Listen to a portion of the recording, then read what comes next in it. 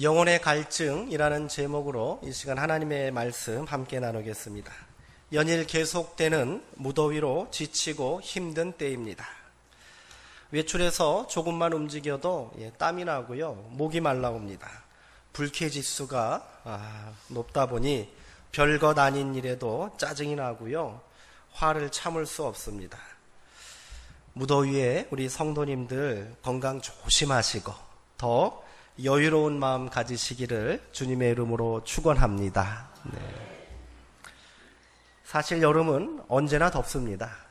작년에도요, 역사상 최고의 폭염이었다고 그랬을 거예요.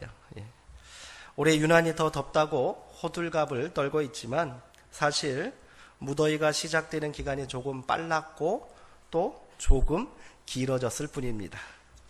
제가 아주 놀라운 예언을 하나 하겠습니다.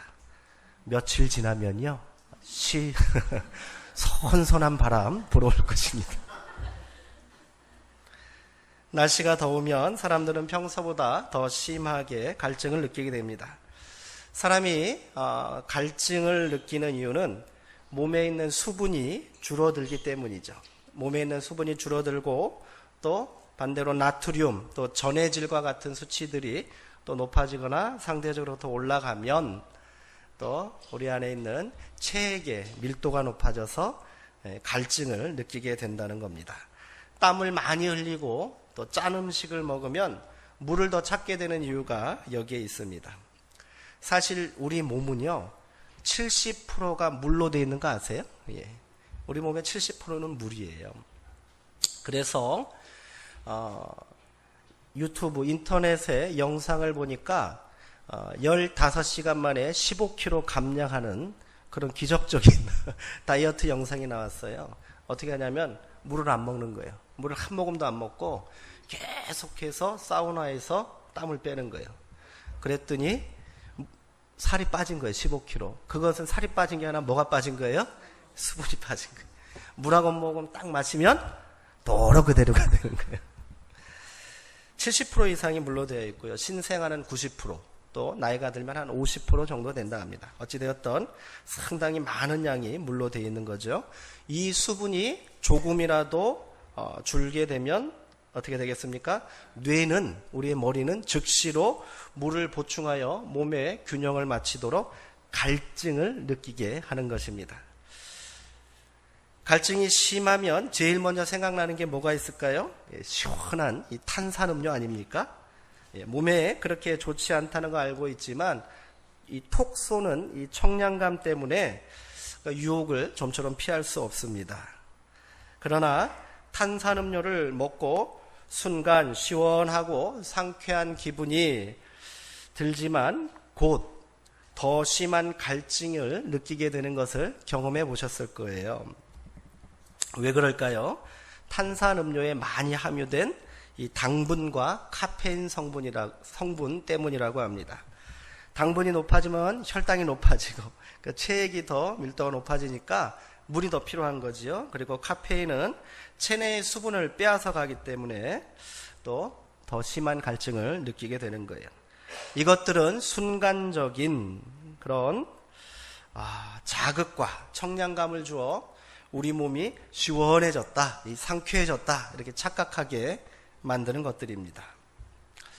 그런데 사실 우리가 갈증을 느끼는 것은 몸에 수분이 부족하기 때문만은 아닐 거예요. 지루하게 반복되는 답답한 일상과 어쩌면 해답이 뻔한 것인데 좀처럼 해결되지 않는 삶의 문제들 때문에 우리는 어쩌면 이런 갈증을 느끼고 있는지도 모르겠어요. 오늘 우리가 살고 있는 현실이 그러하지 않습니까? 오직 하면 요즘 유행하는 그 유행어 중에 사이다라는 말 들어보셨어요? 핵사이다, 사이다 발언, 야 사이다스럽다, 뭐 이런 말을 쓰고 있다는 거예요. 그게 어떤 의미냐면 답답한 것들이 뻥 뚫리는 것 같은 그런 시원한 일이나 그런 말들을 두고 사이다 이렇게 말하는 거예요. 이번 청문회나 여러 가지 과정에서 계속해서 변명을 늘어놓고 말도 안 되는 얘기를 하는 정치인들을 향하여 동료 우리 어떤 젊은 의원이 시원하게 한 방 날리면 당장 거기에 댓글이 이렇게 되는 거예요. 이야, 사이다 발언이다. 속이 다 시원하다. 뭐 이런 얘기를 한단 말이지요. 그만큼 답답한 우리의 현실을 반영하는 말이 아닐까 생각이 듭니다. 그러나 좀처럼 해결되지 않는 답답한 현실, 해답을 찾지 못해 방황하는 우리의 인생, 그리고 채워지지 않는 영혼의 이 타는 목마름은 어떻게 해결해야 할까요? 오늘 이 시간 목마른 사슴이 시냇물을 찾는 그 갈급함으로 말씀을 함께 나눠보도록 하겠습니다. 사마리아에 수가라는 마을이 있었습니다. 그곳에는 특별한 우물 하나가 있었지요. 사람들은 그 우물을 이스라엘 민족의 조상인 야곱이 판 우물이라고 믿었습니다. 이 말이 사실이라면 이 우물은 1000년이 넘는 세월 동안 마르지 않고 물이 솟아나오는 아주 신비로운 우물이 아닐 수 없습니다. 이 유서 깊은 우물이 사마리아 땅에 있었다 하니 마을 사람들의 자부심도 대단했을 거예요.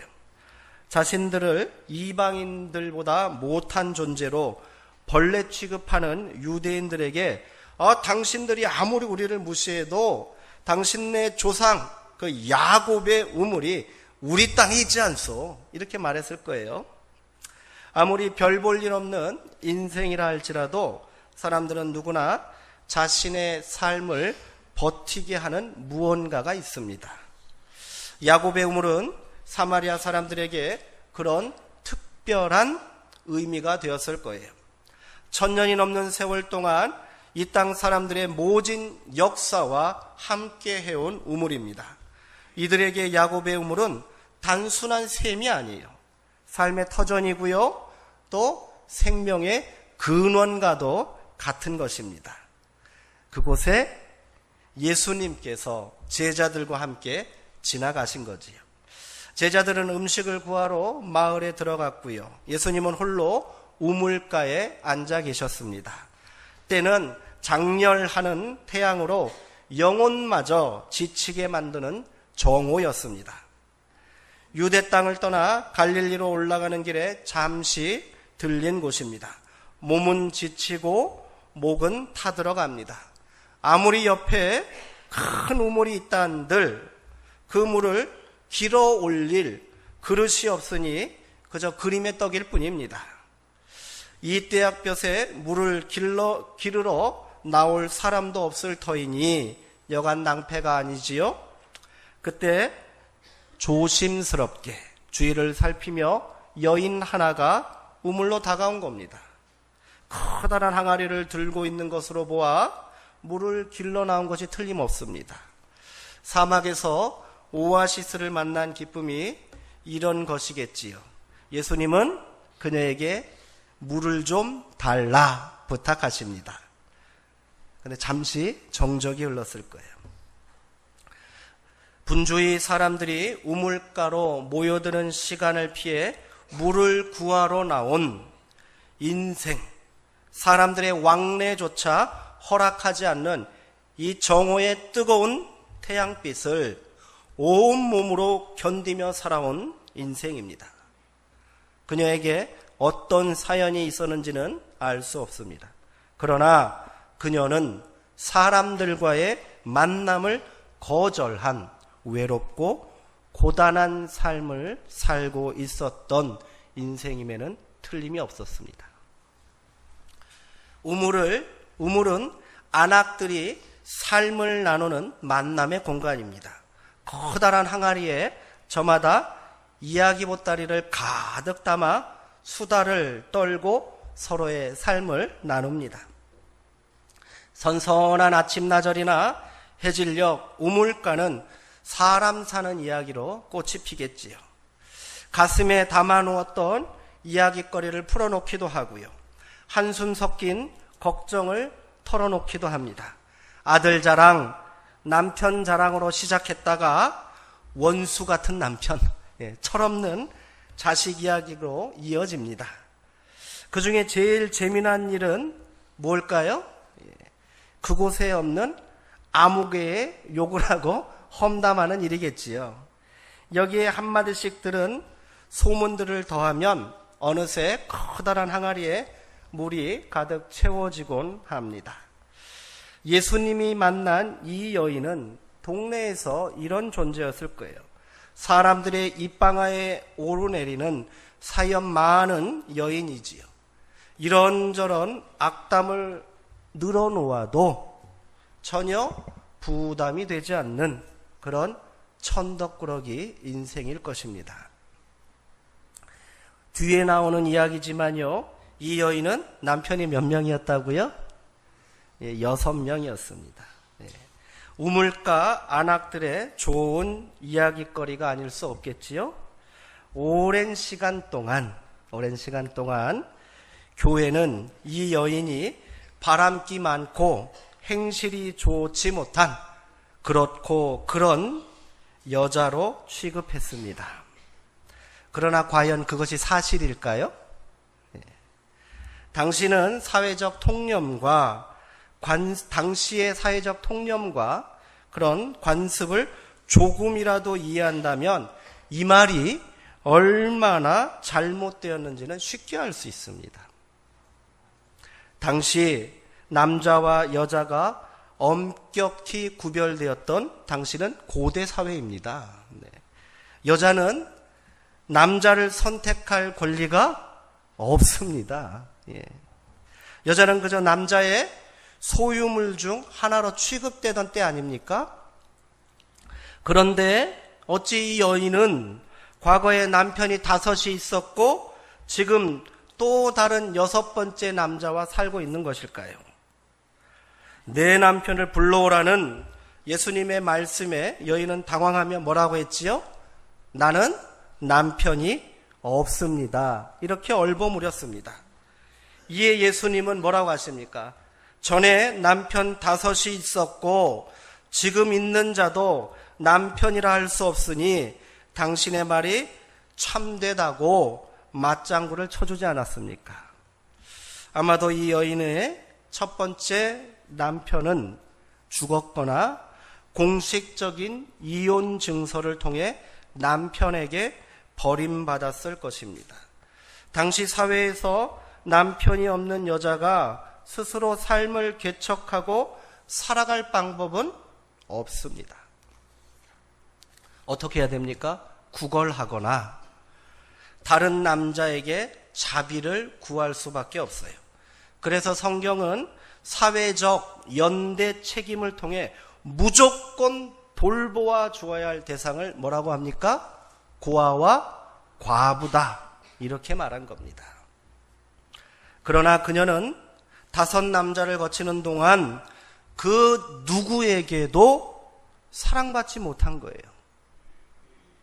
어쩔 수 없는 관습 때문에 마지못해 그녀를 받아들인 남자들은 이런저런 구실을 들어 그녀를 다시 버렸던 거예요.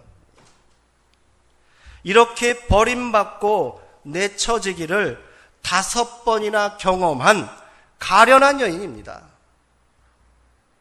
우리가 생각하는 것처럼 남자를 5명이나 갈아치운 매력적이고 요염한 여자가 아니란 말이에요. 이는 남성 중심의 신학과 통념에서 비롯된 오해일 뿐이에요. 어찌되었던 그녀는 6번째 남자에게도 곧 버림받을 위기에 처한 듯합니다. 지금 살고 있는 남자도 당신의 남편이 아니군요. 이렇게 말씀하신 예수님의 말로 미루어 보아 그러합니다. 그로 인해 이 여인은 동네 사람들에게 외면받고 이런저런 구설수에 오르내리는 천덕꾸러기, 구박덩어리였을 거예요. 아무에게도 사랑받지 못한 여인입니다. 이러한 사실을 통해 우리는 이 여인이 왜 그토록 예수님을 경계하고 밀어내고 있는지를 알 수 있게 됩니다.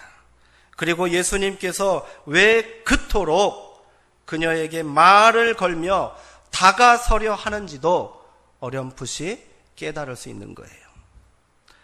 나에게 물 좀 달라 이리 말씀하시는 예수님의 요청에 여인은 강한 거부감을 드러냅니다. 그녀는 두 가지 이유를 들어 예수님의 요구를 거절하지요. 첫째, 당신은 유대인입니다. 이 말이에요. 유대인들이 얼마나 사마리아인들을 무시하고 또 상종하지 않으려 했는지를 우리는 잘 알고 있습니다. 두 번째 이유는 뭡니까? 당신은 남자이지 않습니까? 이 말입니다. 당시 통념에 비추어 남자가 낯선 여자에게 말을 거는 것은 용납할 수 없는 불경한 행동입니다. 그러나 못 이기는 척하고 물 한 그릇 떠줄 법도 한데 그것이 영 내키지 않으면 가지고 온 두레박이라도 내어주면 될 것을 여인의 태도는 무청이나 공격적이고 거칠기만 합니다. 어쩌면 여인은 이 낯선 남자에게서마저도 자신이 무시당하고 하찮게 여겨지고 있다. 이리 생각했을지도 모릅니다. 그녀의 내면 깊은 상처와 분노가 그대로 드러난 거예요. 예수님이 굳이 사마리아 땅을 지나신 이유가 여기에 있었던 것입니다. 이 상처 입은 여인을 감싸주시고 회복해 주시기 위함입니다. 예수님은 자신의 감정과 분노를 그대로 드러내는 여인에게 말씀하십니다. 오랜 가뭄으로 갈라지고 메마른 땅 위에 촉촉히 내리는 단비처럼 그녀의 내면 깊은 상처를 어루만져 주십니다. 당신이 만일 하나님의 선물과 또 당신에게 물을 달라 하는 이가 누군 줄 알았더라면 오히려 그에게 물을 달라 했을 것이요. 그러면 그가 당신에게 생수를 주었을 것입니다.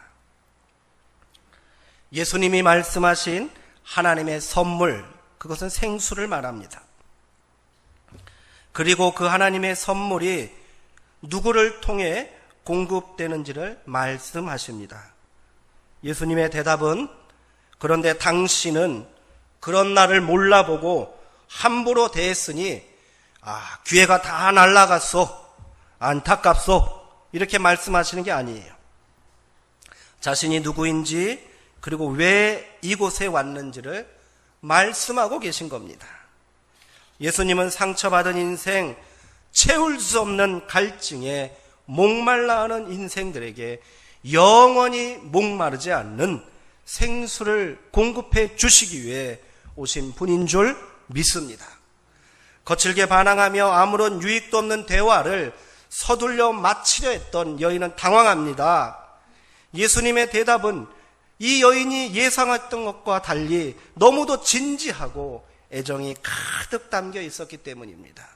그러나 여인은 다시 현실적인 문제를 들어, 현실적인 이유를 들어 예수님의 접근을 거절합니다. 그러나 또 한편 여인의 마음이 조금씩 열리고 있음을 우리는 확인합니다. 그녀는 처음 당신이라고 예수님을 불렀습니다. 그런데 여기에서는 예수님을 주님이라고 부르고 있어요. 주님, 물 기를 그릇도 없고 이 우물은 이렇게 깊은데 어디서 당신이 그 생수를 얻을 수 있단 말입니까? 여인의 마지막 자존심입니다. 그리고 그녀의 고단한 삶을 버티게 해온 오랜 믿음입니다. 아무리 사람들이 외면하고 무시해도 나에게는 이 두레박이 있다. 당신은 그것조차 없지 않습니까? 우리 조상 야곱이 우리에게 주신 이 우물 1000년이 넘는 세월 동안 끊이지 않고 솟아나오는 이 깊은 샘물이 여기 있는데 어디서 물을 구할 수 있단 말입니까? 이 우물은 나를 거절하지 않습니다. 두레방만 있으면 이 비루한 인생에게도 물을 허락해 줍니다. 그러니 다른 물은 필요하지 않습니다. 저에게는 이것이 삶을 버티게 하는 힘이요, 믿음입니다. 여인은 지금 그렇게 말한 거예요. 여인은 자신의 말이 얼마나 허망한지를 알고 있습니다. 자신이 지금 자랑하는 두레박이 얼마나 하찮은 것인지도 잘 알고 있어요. 그러나 믿고 싶습니다. 아니, 그렇게 믿고 확신하지 않으면 살 수가 없기 때문입니다. 여인의 말 속에서 처음 느꼈던 분노와 공격성이 이제 연민과 안타까운 하소연처럼 다가옵니다. 답답하고 아프기만 합니다. 예수님도 그랬을 것입니다. 그래서 이 물이 당신의 갈증을 해결해 주었던가? 아무리 큰 항아리를 준비해도 금방 바닥이 드러나고 또다시 고통스러운 한낮의 태양빛 아래에 나와 다시 물을 떠야 하지 않았던가? 이 우물이 아무리 깊고 위대하다 해도 그것이 당신의 생의 곤고함을 근본에서부터 이겨내도록 해 주었던가? 지겹도록 되풀이되는 이 타는 갈증을 해소해 주었느냐 말이다. 예수님은 이제 더 적극적이고 강력하게 여인을 향해 다가갑니다. 이 물을 마시는 자마다 다시 목마르려니와 내가 주는 물을 마시는 자는 영원히 목마르지 아니하리니 내가 주는 물은 그 속에서 영생하도록 솟아나는 샘물이 되리라.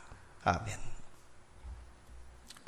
드디어 여인의 감추었던 서러움이 폭발합니다.